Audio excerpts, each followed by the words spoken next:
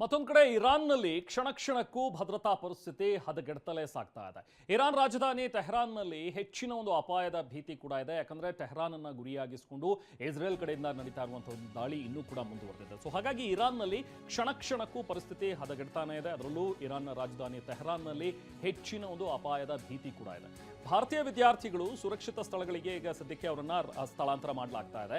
ಸುರಕ್ಷಿತ ಜಾಗಕ್ಕೆ ಸ್ಥಳಾಂತರ ಮಾಡಿದರೆ ಈಗ ರಾಯಭಾರ ಕಚೇರಿ, ಭಾರತ ರಾಯಭಾರ ಕಚೇರಿ, ಭಾರತೀಯ ದೂತಾವಾಸ ಏನಿದೆ, ಸಾರಿಗೆ, ಊಟ, ವಸತಿ ಇದೆಲ್ಲವೂ ಕೂಡ ವ್ಯವಸ್ಥೆ ಕಲ್ಪಿಸ್ತಾ ಇದೆ.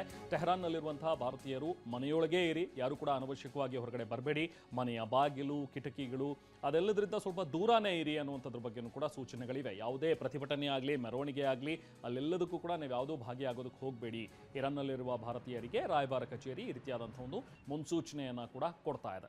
ಸೊ ಸದ್ಯಕ್ಕೆ ಅಲ್ಲಿ ಕೆಲವೊಂದಷ್ಟು ಜನ ಏನು ಒಂದು ಅಪಾಯದ ಸ್ಥಳಗಳಲ್ಲಿ ಸಿಕ್ಕಾಕೊಂಡಿದ್ರು, ಅವರೆಲ್ಲರೂ ಕೂಡ ಸುರಕ್ಷಿತವಾಗಿ ಬೇರೆ ಬೇರೆ ಸ್ಥಳಗಳಿಗೆ ಈಗ ಸ್ಥಳಾಂತರ ಮಾಡಲಾಗಿದೆ. ಆ ಮೂಲಕ ಇಲ್ಲಿ ಭಾರತದಲ್ಲಿರುವಂಥ ಅವರ ಕುಟುಂಬಗಳಿಗೂ ಕೂಡ ಒಂದು ಸಂದೇಶವನ್ನು ಕೊಟ್ಟಿದ್ದಾರೆ.